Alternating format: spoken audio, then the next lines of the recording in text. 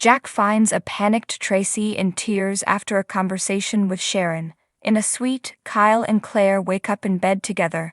He teases that she slept through her alarm. He couldn't wake her as she looked so peaceful. Claire exclaims that she's late for work. Unconcerned, he kisses her.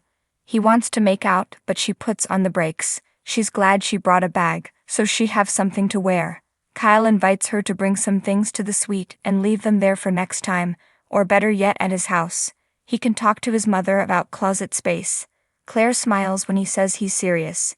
He asks if it makes her nervous. She likes it. Kyle says, so do I. He wants to show her every day how special she is, and how special this is.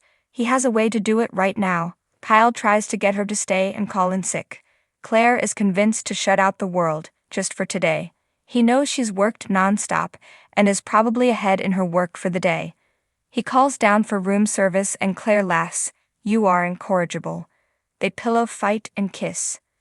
Jack stuns Nikki. Nikki runs into Jack when she enters society.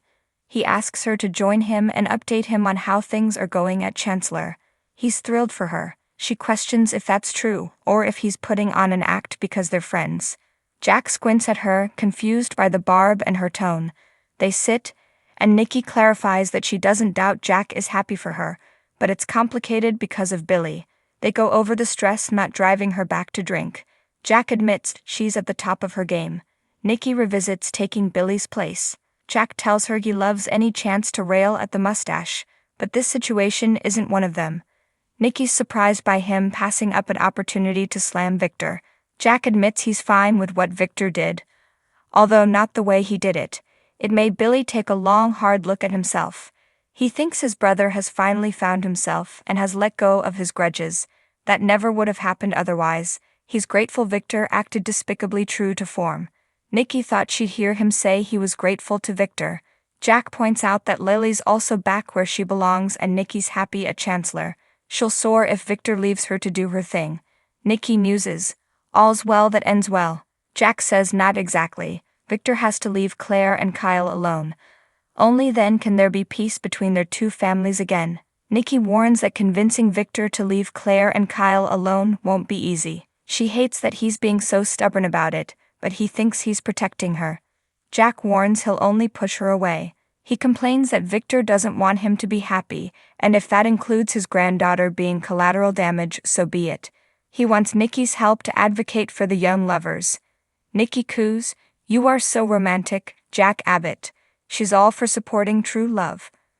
But if this all crashes down, she'll be the one who has to face Victor's wrath. Jack asks, since when are you afraid of Victor's wrath? In their suite, Kyle warns Claire they have to let the bosses know they're not coming in before they can enjoy their breakfast. They pick up their phones to send texts. At society, Nikki tells Jack she can handle a tantrum or two and will do whatever she can to keep Claire and Kyle from harm. Their phones ding and Jack says Kyle ate bad clams and can't come into the office today. Nikki clucks at the coincidence. Claire seems to have eaten those same clams and can't come in either. They smile at young love being divine and decide to let this go. In their suite, Claire and Kyle each get texts saying, no worries. Claire fears they're busted. Kyle suggests they make the most of it and feeds her. She grins, more please. He obliges. They go over this being her first time playing hooky. She's enjoying it a little too much. This can't happen again. Kyle mocks her, absolutely not. She hedges, maybe every now and then. He pulls her into his arms, and they start kissing and fall onto the bed. At society, Nikki is glad she and Jack are good. He'll always be honest with her. She will always be honest with him too. Jack quips, even if it means betraying Victor's trust.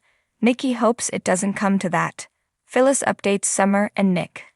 At the GCAC, Summer and Nick ask Phyllis what happened between her and Sharon. She says they talked but has to be prodded for more information. Phyllis says they talked about how much they love their kids and how they'll leave their anger and rage on the clinic floor and move on together. Summer muses, so, friends? Phyllis says not friends but not enemies. We don't have to label it. Nick is very proud of them. Summer agrees. Phyllis laments that she let hate rule her world. She used it as a source of strength to protect her family, but only ended up hurting those she loved. Summer tries to downplay it, but Phyllis doesn't want to be let off the hook. It consumed her.